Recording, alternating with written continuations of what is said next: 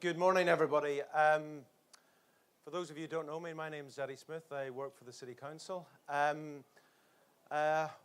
This is our penultimate session on the stand, and I think those of you who've been to all of the stand events have hopefully enjoyed some thought-provoking and stimulating discussions.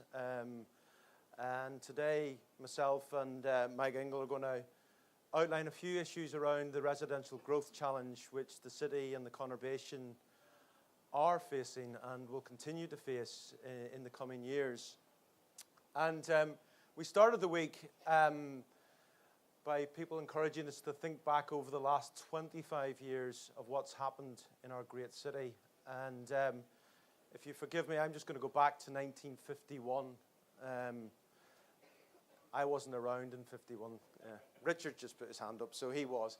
In 1951, the population in the boundaries of Manchester City Council was 703,000 people. And if we roll forward to 1989, which according to me is 25 years ago, we were heading towards 450 living in the city, 40% decline in our population as the city deindustrialized. And if we go to 2001, we had a problem with our census, for those of you who can remember.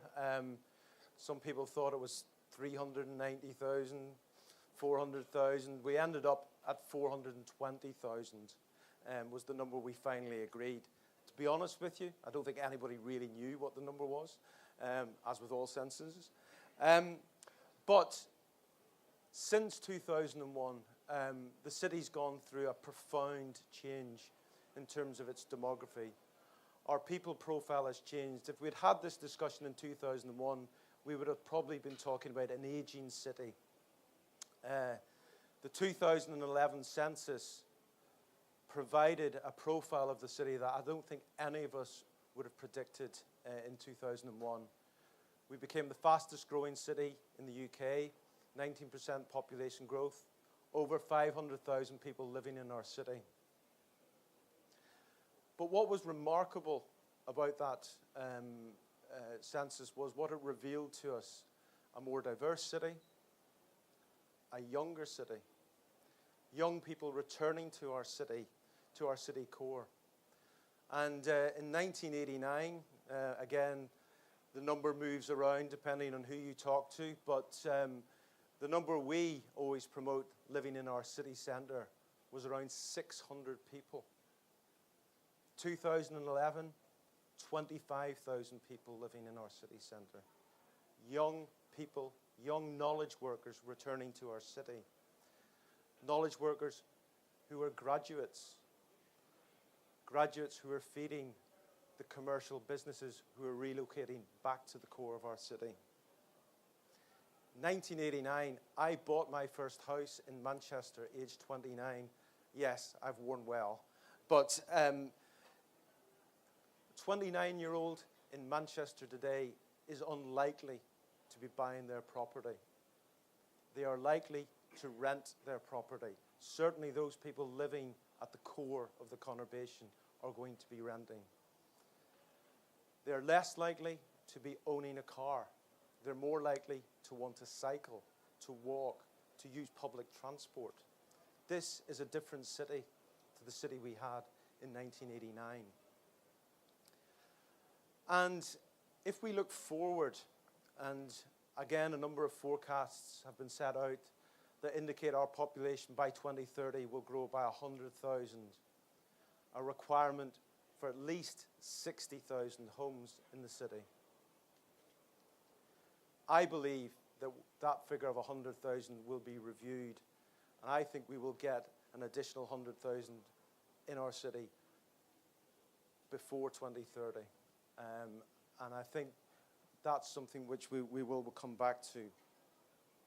However, if we look at the last 6 years, we should have built in our city 25,000 homes. We've built barely 5,000 homes. A pent-up demand in our city for new homes. And as Eamon Boyland outlined on Monday, from an investment point of view, the city and Greater Manchester is now playing its full role in promoting and ensuring that we've got investment tools that are working for Manchester, for Greater Manchester, ones which meet our needs, not the needs of a very London-centric housing policy.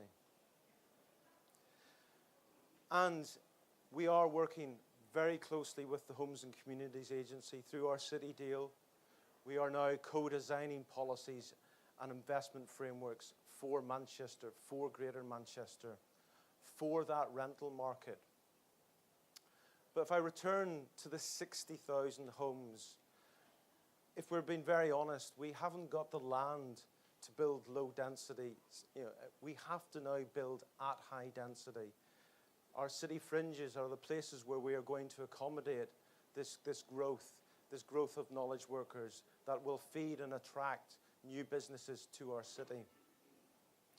The City Council is committed to helping and driving forward that agenda. We believe in the next few weeks we're going to make some announcements around the work we want to do around land assembly, preparing land for development, preparing land for a new rental market. And finally, I just want to touch on place, and this mind map which the guys have done is absolutely stunning in terms of setting out the whole place agenda for Manchester. Lifestyle is really important.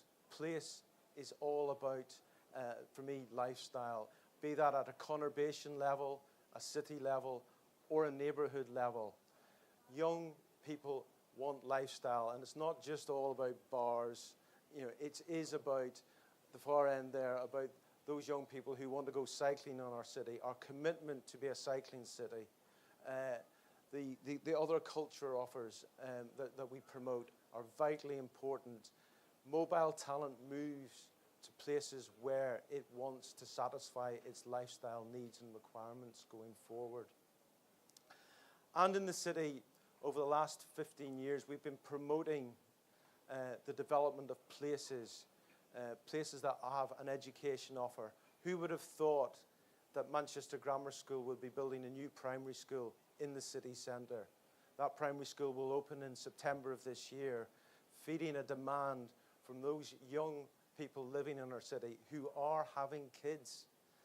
This is not just households where there are no kids. We have people with families in our city centre. This is a new phenomenon. So, from my perspective, places are going to change in our city, on our city fringes. We're going to be concentrating our energies from Piccadilly right round to Victoria.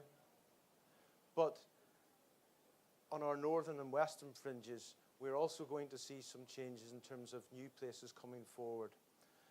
Mike and his team at Allied have done a fantastic job in terms of creating Spinning Fields as a commercial destination, a mixed-use development promoting both residential and commercial development.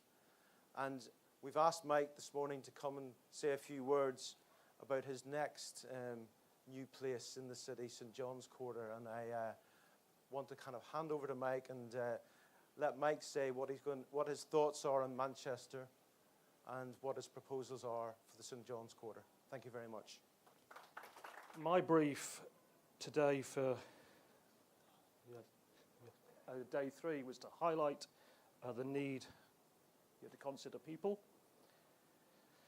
when making our places that work, whether that's infrastructure, transport, or actually the right residential offering, or the visitor attraction.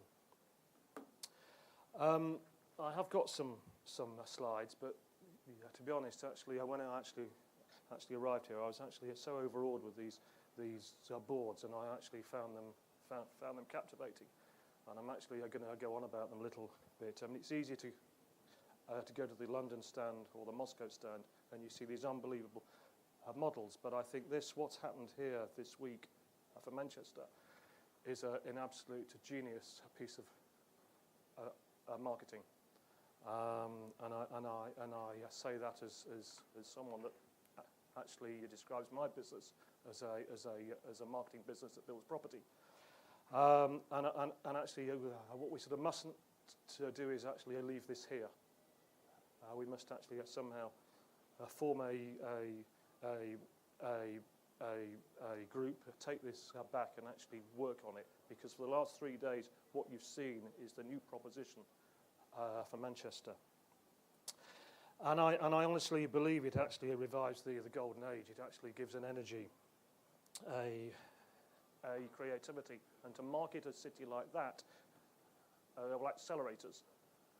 And it's a sort of a popular word, incubate, accelerate. But this non-property jargon is important for our